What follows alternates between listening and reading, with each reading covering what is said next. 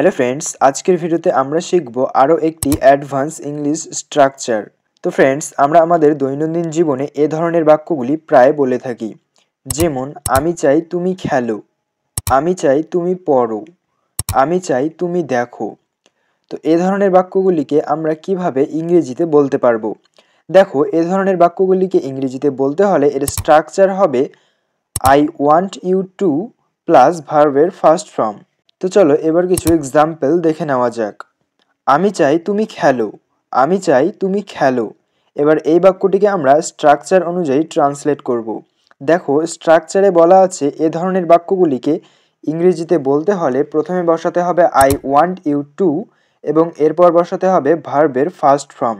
দেখো, এই বাক্যটিতে ভার্ব হচ্ছে খেলো, খেলা ইংরেজি হলো প্লে, অর্থাৎ বাক্যটি হবে I want you to play, I want you to play, মানে আমি চাই তুমি খেলো।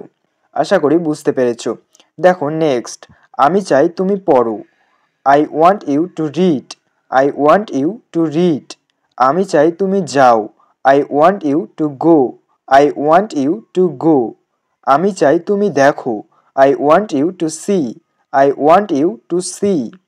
আমি চাই তুমি খাও, I want you to eat, I want you to eat. তো ফ্রেন্ডস, আজকের ভিডিওটি এখানেই শেষ করছি। ভিডিওটি কেমন লাগলো তা অবশ্যই কমেন্ট করে জানিও। সো ভিডিওটি শেষ পর্যন্ত দেখার জন্য সবাইকে অসংখ্য ধন্যবাদ। দেখা হচ্ছে নেক্সট ক্লাসে। ততক্ষণে তোমরা সবাই ভালো থেকো, সুস্থ থেকো এবং নিয়মিত ইংরেজি প্র্যাকটিস করতে থাকো।